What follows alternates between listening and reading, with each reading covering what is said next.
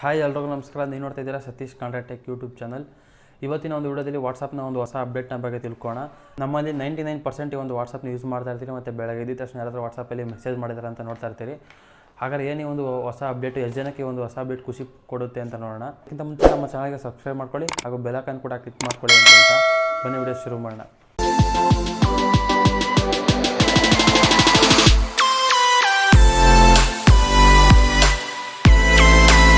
ಮೊದಲನೇ ಅಪ್ಡೇಟ್ ಬಂದು multi device support ಅಂತ. ನಿಮಗೆ ಮುಂಚೆ ಎಲ್ಲ ಗೊತ್ತಿರುತ್ತೆ, ಇವಾಗ ವಾಟ್ಸಪ್ ವೆಬ್ ಅಂತ ಇತ್ತು. ಈ ಒಂದು ವಾಟ್ಸಪ್ ವೆಬ್ಬಲ್ಲಿ ನಿಮಗೆ ಕೇವಲ ಒಂದು ಡಿವೈಸ್ಗೆ ಕನೆಕ್ಟ್ ಮಾಡ್ಬೋದಿತ್ತು. ಆ ಡಿವೈಸಿಗೆ ಕನೆಕ್ಟ್ ಮಾಡಿದಾಗ ನಿಮ್ಮ ಒಂದು ಫೋನಲ್ಲೂ ನೆಟ್ ಆನ್ ಆಗಿರಬೇಕಿತ್ತು. ನಿಮ್ಮ ಒಂದು ಫೋನಲ್ಲಿ ನೆಟ್ ಆನ್ ಆಗಿದ್ರೆ ಮಾತ್ರ ಆ ಒಂದು ಡಿವೈಸಲ್ಲಿ ಕೂಡ ಒಂದು ವಾಟ್ಸಪ್ ವರ್ಕ್ ಆಗ್ತಾಯಿತ್ತು. ಆದರೆ ಈ ಒಂದು ಅಪ್ಡೇಟ್ನ ಮುಖಾಂತರ ನಿಮ್ಮ ಒಂದು ಫೋನಲ್ಲಿ ನೆಟ್ ಆನ್ ಆಗಿಲ್ಲ ಅಂದರೂ ಕೂಡ ಅಲ್ಲಿ ಆರಾಮಾಗಿ ನೀವು ಲ್ಯಾಪ್ಟಾಪು, ಕಂಪ್ಯೂಟರ್, ಡೆಸ್ಕ್ಟಾಪಲ್ಲಿ ಒಂದು ವಾಟ್ಸಪ್ನ ಯೂಸ್ ಮಾಡೋದು.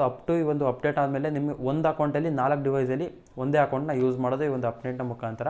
ನೆಕ್ಸ್ಟ್ ಬಂದು ಗ್ರೂಪ್ ಕಾಲ್ಸಿಗೆ ನೀವು ಒಂದು ಗ್ರೂಪ್ ಕಾಲ್ಸಲ್ಲಿ ಮುಂಚೆ ಎಲ್ಲ ನಿಮಗೆ ಗ್ರೂಪ್ ಕಾಲ್ಸ್ಗೆ ಇನ್ವೈಟ್ ಮಾಡಬೇಕಿತ್ತು.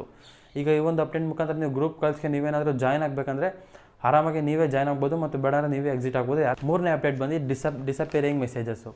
ಮುಂಚೆ ಎಲ್ಲ ನಿಮ್ಗೆ ಗೊತ್ತಿರುತ್ತೆ, ಡಿಸಪಿಯರಿಂಗ್ ಮೆಸೇಜಸ್ ಆನಲ್ಲಿ ಇಡಬೇಕಿತ್ತು, ಇಲ್ಲ ಆಫಲ್ಲಿ ಇಡಬೇಕಿತ್ತು. ಅದು ಯಾವಾಗ ಡಿಲೀಟ್ ಆಗ್ತಿತ್ತು ಅಂತ ಗೊತ್ತಾಗ್ತಾ ಇರಲಿಲ್ಲ. ಆದರೆ ಈ ಒಂದು ಅಪ್ಡೇಟ್ನ ಮುಖಾಂತರ ಡಿಸಪಿಯರಿಂಗ್ ಮೆಸೇಜಸ್ ನೀವೊಂದು ಆನಲ್ಲಿಟ್ಟರೆ ನೀವು 7 ಡೇಸ್ ಒಳಗಡೆ ಡಿಲೀಟ್ ಮಾಡ್ಕೊಬೋದು, ಅಥವಾ 24 ಅವರ್ಸಲ್ಲಿ ಡಿಲೀಟ್ ಮಾಡ್ಬೋದು, ಇಲ್ವಾ 90 ಡೇಸ್ ಒಳಗಡೆ ಈ ಒಂದು ಮೆಸೇಜ್ನ ಡಿಲೀಟ್ ಆಗೋ ಥರ ಈ ಒಂದು ಡಿಸಪಿಯರಿಂಗ್ ಮೆಸೇಜಸಲ್ಲಿ ಈ ಒಂದು ಅಪ್ಡೇಟ್ನ ನೀವು ಮಾಡ್ಕೊಬೋದು. ಈ ಒಂದು ಅಪ್ಡೇಟ್ ಆದಮೇಲೆ ನೀವು ಆ ಥರ ಸೆಟ್ಟಿಂಗ್ನ ಮಾಡ್ಕೊಬೋದು.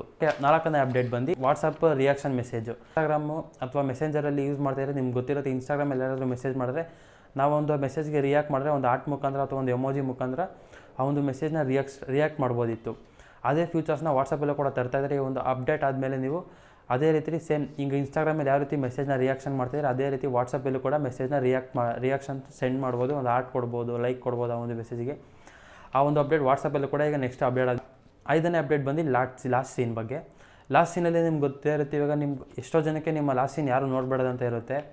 ಆ ಒಂದು ಲಾಸ್ಟ್ ಸೀನ್ ಅಪ್ಡೇಟ್ನ ನಾವು ಯಾರಿಗೆ ಬೇಕೋ ಅವರಿಗೆ ಸೆಟ್ಟಿಂಗ್ ಮಾಡ್ಕೊಬೋದು, ಅಥವಾ ನಿಮ್ಮ ಲಾಸ್ಟ್ ಸೀನ್ ಯಾರು ನೋಡಲೇಬಾರ್ದು ಅಂದರೆ ಆಫ್ ಮಾಡ್ಕೊಬೋದು. ಇಲ್ಲ ನಿಮ್ಮ ಕಾಂಟ್ಯಾಕ್ಟಲ್ಲಿ ಇರೋರು ಮಾತ್ರ ಲಾಸ್ಟ್ ಸೀನ್ ನೋಡ್ಬಂದ್ರೆ ಆ ಥರ ಸೆಟ್ಟಿಂಗ್ ಮಾಡ್ಕೊಬೋದು. ಅಥವಾ ನಿಮಗೆ ಯಾರು ಬೇಕೋ ಅವ್ರು ಮಾತ್ರ ಒಂದು ಲಾಸ್ಟ್ ಸೀನ ನೋಡಬೇಕು ಅಂದರೆ ಅದನ್ನು ಕೂಡ ಸೆಲೆಕ್ಟೆಡ್ ಕಾಂಟ್ಯಾಕ್ಟಾಗಿ ಚೆಕ್ ಮಾಡ್ಕೊಬೋದು. ಇನ್ನು 6ನೇ ಅಪ್ಡೇಟ್ ಬಂದು ವಾಯ್ಸ್ ರೆಕಾರ್ಡ್ ಬಗ್ಗೆ.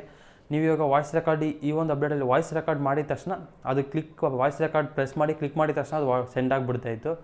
ಆದರೆ ಈ ಒಂದು ಅಪ್ಡೇಟ್ ಮುಖಾಂತರ ನೀವು ವಾಯ್ಸ್ ರೆಕಾರ್ಡ್ನ ರೆಕಾರ್ಡ್ ಮಾಡಾದ್ಮೇಲೆ ಆ ಒಂದು ವಾಯ್ಸ್ ರೆಕಾರ್ಡ್ನ ನೀವು ಕೇಳಿಸ್ಕೊಂಡು ಮತ್ತೆ ಆಮೇಲೆ ನೀವು ಒಂದು ಸೆಂಡ್ ಮಾಡ್ಬೋದು. ಇದಂತೂ ಒಂದು ತುಂಬ ಇಷ್ಟ ಆಗಿರೋಂಥ ಫ್ಯೂಚರ್. ಯಾಕಂದರೆ ನೀವೇನೋ ಒಂದು ರೆಕಾರ್ಡ್ ಮಾಡಿರ್ತೀರ, ಅದೇನು ರೆಕಾರ್ಡ್ ಮಾಡಿರ್ತೀರ ಒಂದು ಸತಿ ಅದರದ್ದೇನಾದ್ರು ಮಿಸ್ಟೇಕ್ ಆಗಿದೆ ಅಂತ ನೀವು ಕೇಳಿಸ್ಕೊಂಡು ಸೆಂಡ್ ಮಾಡ್ಬೋದು ಈ ಒಂದು ಅಪ್ಡೇಟ್ ಮುಖಾಂತರ ಅಂತ ಹೇಳ್ತಿದ್ದಾರೆ. ನೋಡ್ತಾ ಇದ್ದಾರೆ, ಇದಿಷ್ಟು ಒಂದು ವಾಟ್ಸಪ್ನ ಬಗ್ಗೆ ಆಗಿರುವಂಥ ಅಪ್ಡೇಟು.